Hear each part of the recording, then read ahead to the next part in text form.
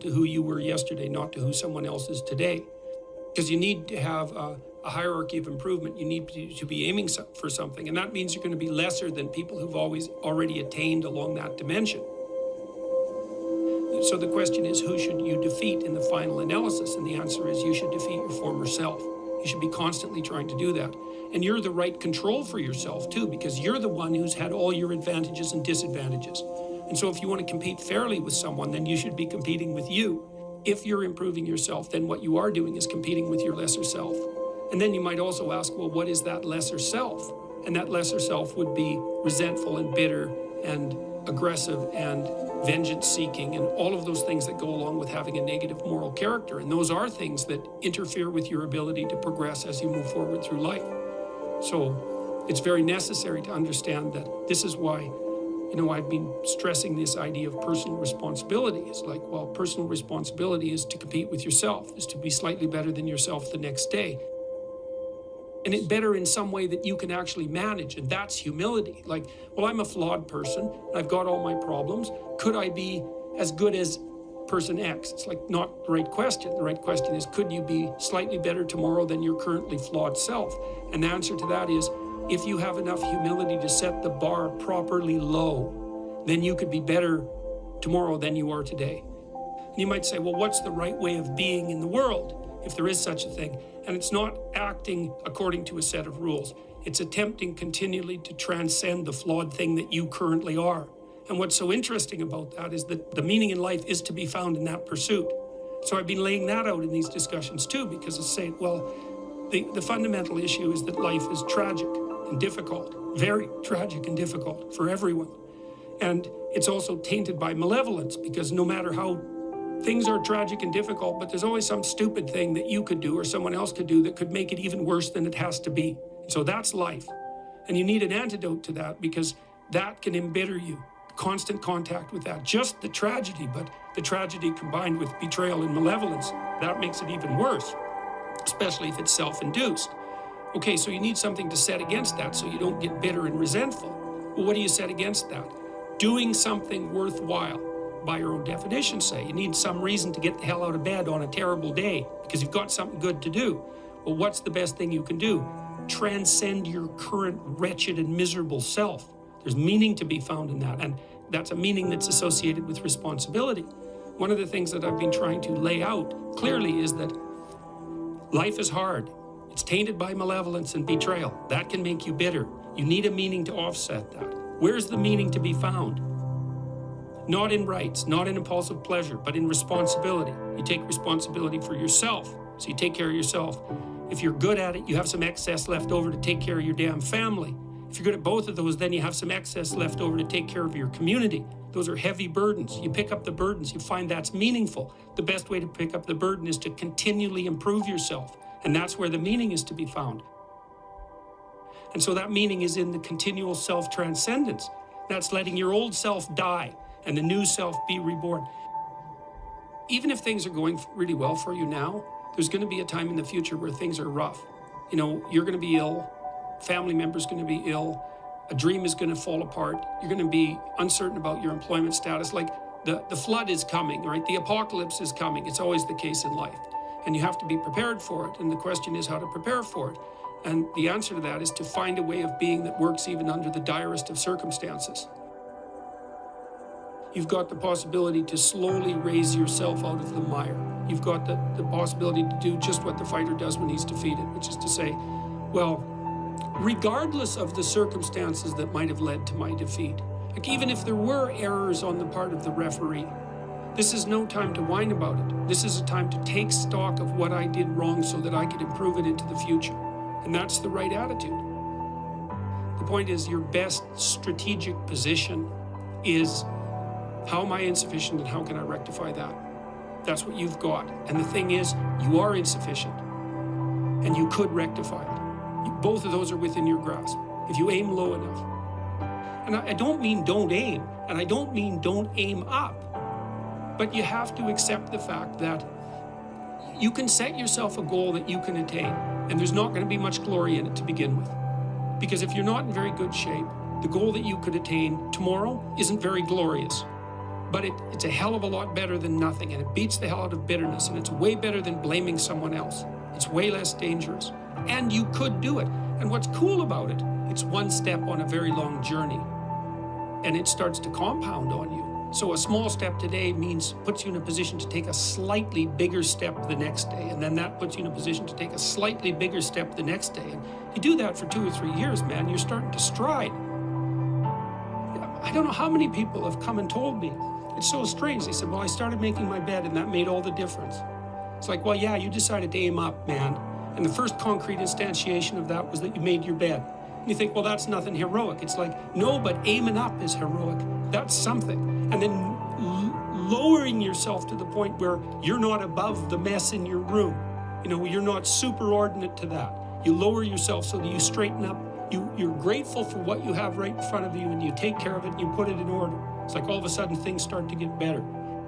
And one of the reasons that audiences are responding to what I've been saying in my lectures and what I've been writing about is that I don't tell people that they're okay the way they are. No, I say, no, you could be way more than you are. And they're relieved about that, you see, because if you're in a dark and terrible place and someone says you're okay the way you are, then you don't know what to do about that. It's like, no, I'm not. I'm having a terrible time and I'm hopeless. You're okay the way you are. Well, then what? What? That's it? That's where I am? And what do you want to tell a young person? You're 17. You're okay the way you are. It's like, no, you're not. You got 60 years to be better. And you could be way better. You could be incomparably better across multiple dimensions. And in pursuing that better, that's where you'll find the meaning in your life. And that will give you the antidote to the suffering. This is the trick, though. You have to pick a path of discipline. What path of discipline you have to pick is a different issue. So there could be a rule. The rule might not be follow this rule. The rule might be you have to follow some rules. So it's a meta rule. And the meta rule is you have to discipline yourself. And the issue is, well, how? That's not really the relevant question. You can pick a disciplinary path. That's why I often tell my clients, especially young people, they say, well, I don't know what to do. It's like, that's okay. Nobody does. Go do something. Do the best thing that you can think of. Put the best plan you have into practice. It's not going to be perfect, and it will change along the way. But it will change partly because you become disciplined pursuing the path. And as you become disciplined, you become wiser. And as you become wiser, you become able to formulate better and better plans. So you can start vaguely and confused and develop a plan that's not so great, and you start to implement it. And then you accrue incremental wisdom as you implement your flawed plan. And that enables you to fix the plan. And so that's part of that process of incremental self-improvement as well. Imagine you only have $100,000 to go buy a house. And so you go look at this house and it's like, Jesus, this house, man, it's like it needs a lot of work. It's like, well, that's all you've got. Well, are you going to pretend that the house is okay the way it is? Or are you going to look for where it's rotten and where the plumbing doesn't work and where the stove doesn't work? You have to go and look and see where everything needs to be fixed. And that is harsh, man. And then in order to do that properly, someone has to have taught you, look, you aren't your problems. You're most fundamentally that which, if it confronts its problems, can solve them. And that's the hero myth in a nutshell, by the way. The hero is the person who confronts horrible, chaotic potential and tames it and makes something of it, right? That's the fundamental human story. But the problem is that you have to face what you don't want to face in order to fix it. So you look at all the things about yourself that need to be burned off, that need to be dispensed with. And that, man, especially at the beginning, especially if you're screwed up, that may be like 95% of you. It's not pleasant. But if you know that you're the thing that can transcend your problems, most fundamentally, if you know you're the thing that, if it faces the problems, can transcend them, then you have the faith that would enable you to take stock of who you are. My daughter was very ill when she was a kid, but particularly when she was a teenager. She had a very terrible time of it. She had juvenile rheumatoid arthritis, and when she was between the ages of 14 and 16, it first destroyed her hip, which had to be replaced, and then it destroyed the ankle on her other leg, which had to be replaced. And she walked around for 2 years on broken legs, and she was taking massive doses of opiates and could hardly stay awake. And as a test of your faith, there's almost nothing that's more direct than a serious illness inflicted upon an innocent child, right? And so the chapters of meditation on that, and also on, Well, what to do in a situation like that? Because everyone is going to have a situation like that in some sense, because you'll be faced with illness in the people that you love and in crisis. And so it's a practical guide to coping with those sorts of things. And one of the things you do when you're overwhelmed by crisis is you shorten your time frame. It's like you can't think about next month. Maybe you can't even bloody well think about next week, or maybe not even tomorrow.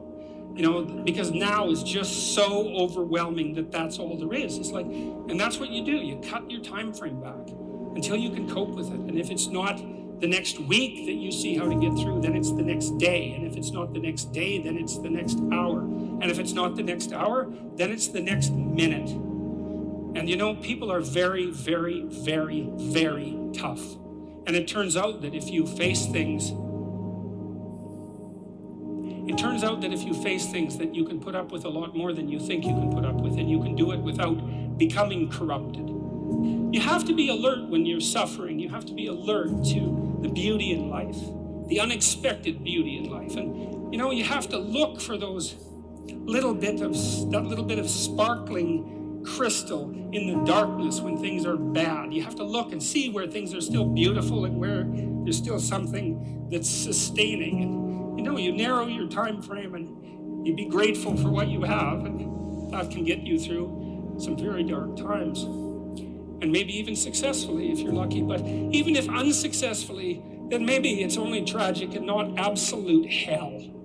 And you can do that, in the worst situation. You can make it only tragic and not hell. And there's a big gap between tragedy and hell. There's nothing worse at a deathbed than to see the people there fighting. The death is bad enough, but you can take that, as terrible as it is, and make it into something that's absolutely unbearable. And maybe I think, and this is sort of what I closed the book with, is this idea is that if we didn't all attempt to make terrible things even worse than they are, then maybe we could tolerate the terrible things that we have to put up with in order to exist. And maybe we could make the world into a better place.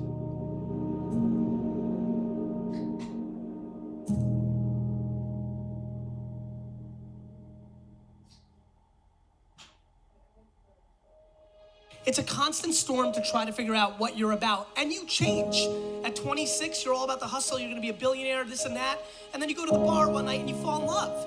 And it changes what you care about, right? And then you have a child. And then this happens and then that happens. Things change. You just have to always consistently try to figure out what's driving you, and not because other people are watching, and not because that's what your dad wants, and not because that's what you said was going to happen and it doesn't look like it and your family's going to judge you. You just have to be as real with yourself as possible, and that is a very difficult struggle, but when you're not, you create enormous vulnerability and unhappiness. Truthful conversations redeem people. Because if you come to a clinical psychologist whose worth is salt, you have a truthful conversation. The conversation is, well, here's what's wrong with my life. And here's what caused it. Maybe it takes a year to have that conversation. And here's how it might be fixed. Here's what a beneficial future might look like. And so it's a completely honest conversation if it's working well. And all that's happening in the conversation is that the two people involved are trying to make things better. That's the goal. Let's see if we can have a conversation that will make things better. I think one of the factors in the resistance to these ideas of discipline and of taking responsibility for yourself is people recognizing that they're not doing that in their own lives, and they get upset, and instead of looking internally, they try to attack the thing that's upsetting them. They attack your message. They attack the philosophy behind it, rather than look internally and objectively and having some sort of introspective point of view where you go, okay, am I reacting to this because this resonates? Like I'm missing this aspect of my life? Does this diminish me? Or is this guy pointing something out that I can benefit from? Very few people are willing to do that. Very few people are willing to take that critical moment to look at their own behavior and look at their own thought process and wonder if the actual adverse reaction they have to this person's message is because they know that they're wrong. Start the process of becoming much more honest with yourself. It will help you make much better decisions, and it will help you in the long run. It may not taste as fun or as glamorous in the short term, but it will put you in a much better position. Stop doing the things that you know are wrong that you could stop doing. Right? So it's a fairly limited attempt. First of all, we're not going to say that you know what the good is or what the truth is in any ultimate sense. But we will presume that there are things that you're doing that for one reason or another you know are not in your best interests. There's something about them that you just know you should stop. They're kind of self-evident to you.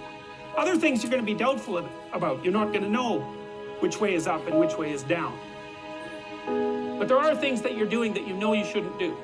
Now, some of those you won't stop doing for whatever reason. You don't have the discipline, or maybe there's a secondary payoff, or you don't believe it's necessary, or it's too much of a sacrifice, or you're angry or resentful or afraid. Who knows?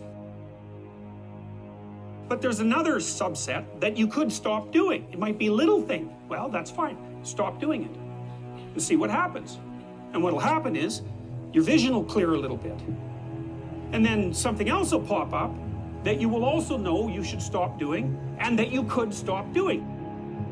And you could do that repeatedly for an indefinite period of time. And you know, that doesn't necessarily mean that you're going to ever be able to formulate a clear and final picture of what constitutes the truth and the good. But it does mean that you'll be able to continually move away from what's untruth and what's bad. And you know, that's not a bad start.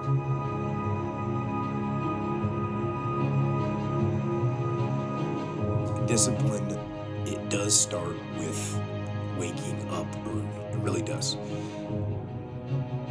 But that is just the beginning. Discipline is the root of all good qualities. But you have to absolutely apply it to things outside of just waking up early. It's everything. It's working out every day, making yourself stronger and faster and more flexible and healthier. It's about disciplining your emotions so you can make good decisions. It's about doing the tasks that you don't necessarily want to do, but that you know will help you. And that's what discipline is. Discipline means taking the hard road, the uphill road, to do what's right.